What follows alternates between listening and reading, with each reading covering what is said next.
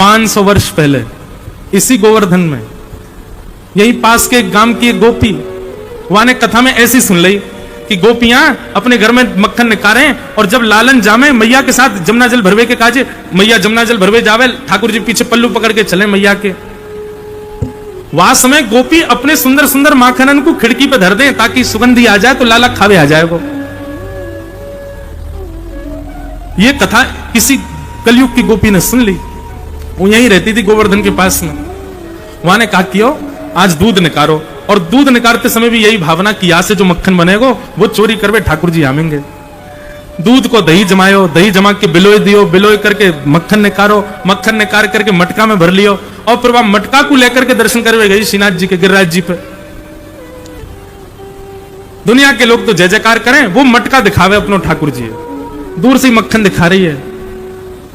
लाला धोरी गैया को दूध निकालो, वह गैया के दूध ते दही जमायो, वह दही ते मक्खन बनायो है।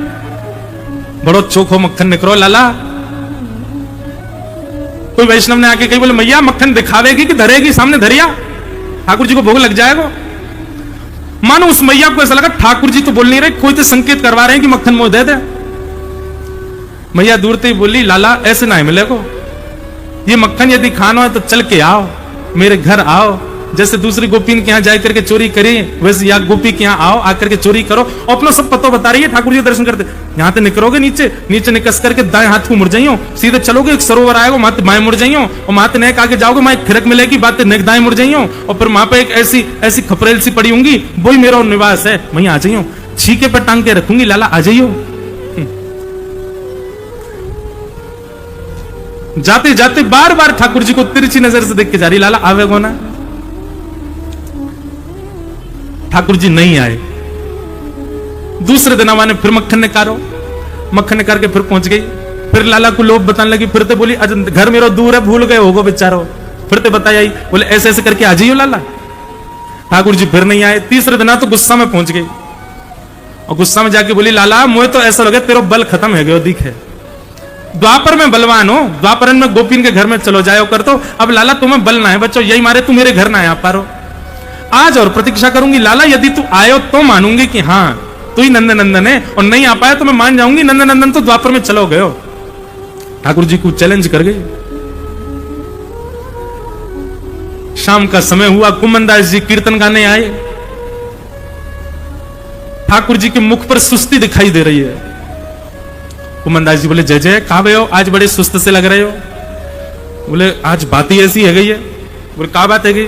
बोले गोपी आई, वो आके मुंह को रोज प्रलोभन दे जाए, दूर से मक्खन दिखा के मेरे मुंह में लार टपका जाए और मेरे मुंह पे पूरा ऐसे चुचान लगे। मेरा तो मन करे मैं आते छीन के खा जाऊं, लेकिन कहा करूं कलयुग के मारे रुक जाऊं। कलयुग में भैया मैं तो अर्चक के अधीन हूं, मैं तो कहीं जा ना सकूं, अर्चक जो देगो वो पाऊंगो। लेकिन वह गोपी ने आज आकर के मुझसे यूं कही है कि लाला तुम्हें बल ना है, जय मारे ना यारो। ए कुमना, कुमनदास जी बोले हाँ कछु कर भैया। बोले बताओ बात, जाके मक्खन लिया। बोले ना ऐसे ना है, खानो अब खानो तो वैसे ही है जैसे द्वापर में खाओ। भाई के घर जाऊंगा, घर जाके चोरी करके खाऊंगा। कुमनदास जी बोले जय जय,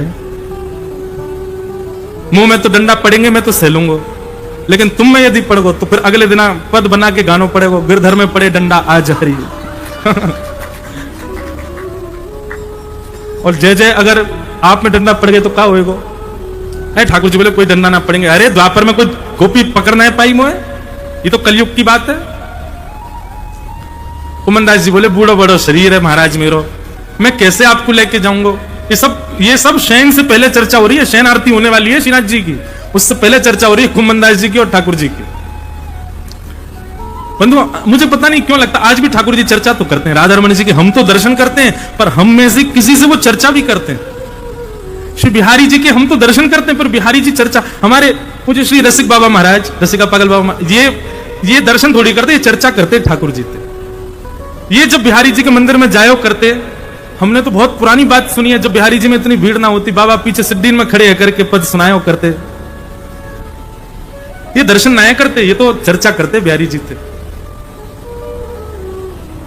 हम चर्चा ना कर पाए, हम तो बस दर्शन करें। हमें तो होड़ लगी है, अरे जाकी कौनी आ गई, अरे भैया सर नीचे कर अपना दिखना रहे ठाकुर जी। हम तो होड़ में लगे, हम दर्शन के अधिकारी, हम चर्चा थोड़ी करें ठाकुर जी थे। कुम्मन दास जी से ठाकुर जी कह रहे हैं, कुम्मना सुन मेरी बात। बोले हाँ। गोसाई जी शयन आरती करके मुंह को सेज पे पौड़ा के चले जाएंगे, मंदिर बंद कर जाएंगे। बोले ठीक है। फिर बाकी कछु देर बाद पीछे खिड़की में आ जाइयो, मैं अपने गर्भगृह से बाहर आ जाऊंगा, तेरे संग चलूंगा, भाई गोपी क्या चोरी करके आए। कुम्मन दास जी बोले जय जय मत करो ऐसा। बोले तू कछु मत करियो, मैं हूं ना तेरे संग, सब बढ़िया होएगा। और शयन को समय भयो। शयन के बाद कुम्मन दास जी जैसे ठाकुर जी ने बताई पीछे खिड़की पे पहुंच गए और अचल ठाकुर जी सचल हो गए और सचल होकर के खिड़की से निकल करके आए और कुम्मन दास की कंधा पे बैठ गए और सिर पे हाथ दल लिया। कुम्मन दास जी के तो नेत्र आंसू से भर गए, पाम पकड़ करके चल रहे हैं। अब ठाकुर जी वाकू मार्ग बता रहे, बोले सुन यहां से दाएं मुड़ जा, सीधो चलो चल, एक कुंडा आवेगो बात बाएं मुड़ जाइयो। कुम्मन दास जी बोले तुम्हें कैसे पता? बोले बताई के गई मुझे सब कह के गई कि ऐसे ऐसे मेरा घर है, आ जाइयो लाला। कुम्मन दास जी को अब तक तो यह सुख मिल रहा था कि मैं कितना सौभाग्यशाली कि ठाकुर जी मेरे संग लीला कर रहे हैं, पर अब उनके चित्त में आ रहा है कि वो गोपी कितनी सौभाग्यशाली है, जाको घर ठाकुर जी ने याद कर लियो है। भैया एक बात बताऊं, ये रास्ता सबन के याद ना हो, मैं जाते प्रेम होवे वही के घर को रास्ता याद होवे, सबन के रास्ता याद थोड़ी हो। मैं ठाकुर जी रास्ता याद करें। बंधुओं देखो यही सब भक्ति को प्रकार। अभी हमें वृंदावन की गैल पता है, गैल मतलब मार्ग। अभी हमें गोवर्धन की गैल पता है, हमें बरसाने की गैल पता है, लेकिन तब तक लगे रही हो जब तक श्री जी हमारी गैल ना पहचान जाए कि तेरी गैल कहा है, उनको पता चले हमारो मार्ग कहा है। कुम्मन दास जी को तो यही सुख मिल रहा है कि भैया जय हो लाल जी, सब अपने आप ही योजना बना रहे हैं। ठाकुर जी कह रहे हैं सुन मुख्य द्वार तो बंद है, पीछे के द्वार से चलेंगे। पीछे के द्वार से प्रवेश कर गए। अब ठाकुर जी ढूंढ रहे हैं कहां है छींको, कहां टंग रही है भैया मटकी। तभी ठाकुर जी ओ देख कुम्मना वो टंग रही, जाइए जल्दी लेके चल, रोज मुंह को आके परेशान करे कि आओ लाला माखन खा के दिखाओ, आज यादारी को दिखाई दूं मैं, चल। ठाकुर जी पहुंच गए, कुम्मन दास जी लेकर के खड़े हुए। ठाकुर जी कुम्मन दास जी के कंधा पर खड़े गए। कुम्मन दास जी ने दोनों चरण पकड़ रखे हैं और ठाकुर जी छींको पकड़ करके ऊपर सेवा को भाग हटा करके मक्खन निकाल रहे हैं। पहले तो स्वयं पा रहे हैं, स्वयं पाते पाते कुम्मन दास जी बोले जय जय, मैं हूं तो आया हूं संग में, ए सहायक को कछु तो देव भाग। अरे ठाकुर जी बोले रुक जा, अभी पहले मेरो पेट भर जान दे। पहले ठाकुर जी ने खूब पायो और फिर बाकी बाद में कुम्मन दास जी के काज निकारो और वाकू चाट करके नेक अंग लेकर के अपने अधरामृत के सहित मिश्रित करके ठाकुर जी ऐसे टेढ़े से के नीचे और कुम्मन दास के मुंह खोल जल्दी अपनो।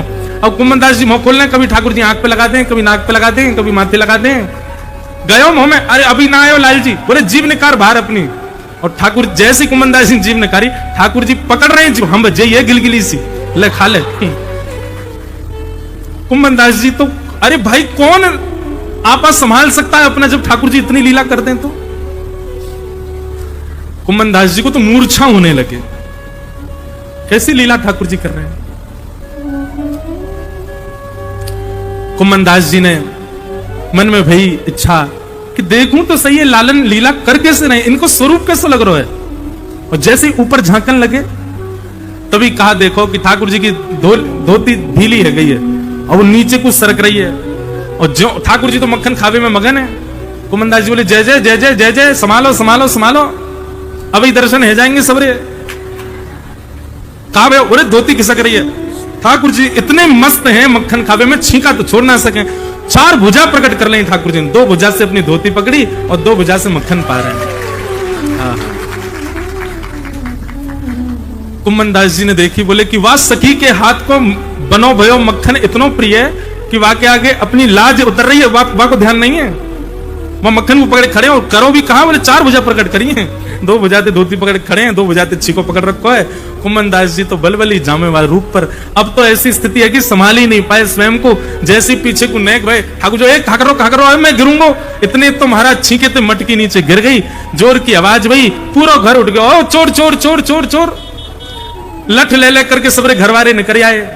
ठाकुर जी तो छींका तो झूला बनाया, एक बार पीछे झोंका लेके आगे गए और छींके थे सीधे छत पे कूदे और कूद करके महाराज ठाकुर जी तो भाज गए। कुम्मन दास जी वहीं रो रहे हैं, मक्खन लगो नाक पे आंख पे माथे पे सब जगह सल रहे हैं। वो कह रहे हैं कहा लीला नाथ की, अब वो यही पकड़ रखो ठाकुर जी के ऊपर ही है का। घर वाले ने आकर के महाराज दो चार डंडा बरसाई दिए कुम्मन दास जी में, दर्द ही ना है कुम्मन दास जी को। नेक प्रकाश कियो उजितो कियो। तब वो सखी बोली अरे ये तो कुम्मन दास बाबा है, सबरे बोले तू जाने है? बोले हम है, ये तो श्रीनाथ जी के मंदिर में गावे है, पदा के गावे, वहां पे सेवा करे ठाकुर जी की। अरे बाबा, जब बुढ़ापे में तो कुछ शर्म नहीं आई है, मक्खन खावे आयो।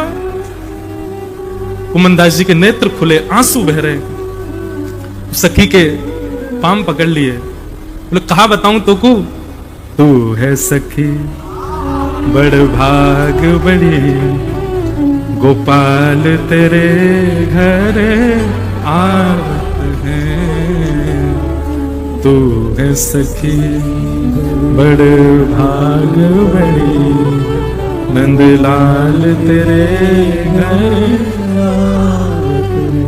अरे तू बड़ी भोरी है, तू को कहा बताऊं मैं, अब कैसे कहूं कि मैं, कुमनदास जी कुछ समझा थोड़ी नहीं उसको, वो तू ना समझी ठीक है, तू को ना पता चले कि लालन आए हैं, लेकिन कितनी बड़भागिन है तू, पूरा विश्व जिनके पास जावे वो आधी रात मुझको जगा के तेरे घर लेके आए।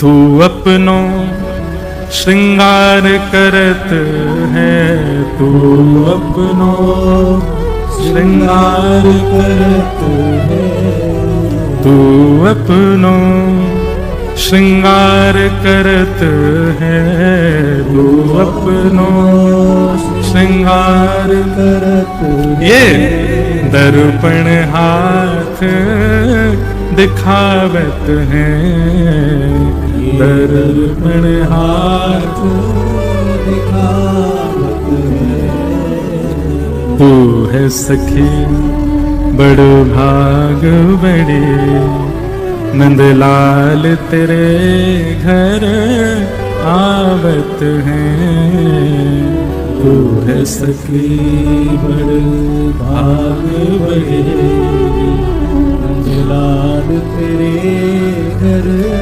आवत है। एक बात बताऊं बंधुओं, श्रीमद् भागवत में ही एकादश स्कंद में एक जगह ठाकुर जी कह रहे हैं कि कभी यदि तुम्हारे कोई श्रेष्ठ कार्य कोई तुमको सराहना ना देवे, तुमने बहुत अच्छा किया फिर भी कोई सराहना ना देवे, तो वह समय ये जो तुम्हारा शरीर है, वहां में जो सीधो हाथ है ना, ये मेरा ही स्वरूप है, या को उठा के पीछे करके अपनी पीठ खुद ही थपथपा ले करो और यूं सोचा करो मैं ही तुमको सराहना दे रहा हूं।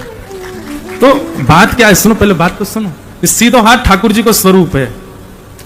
जब सवेरे सवेरे हम सब लोग अपना तिलक स्वरूप करें, कायते करें, सीधे हाथ करें, हम ना करें, ठाकुर जी हमारा स्वरूप करें।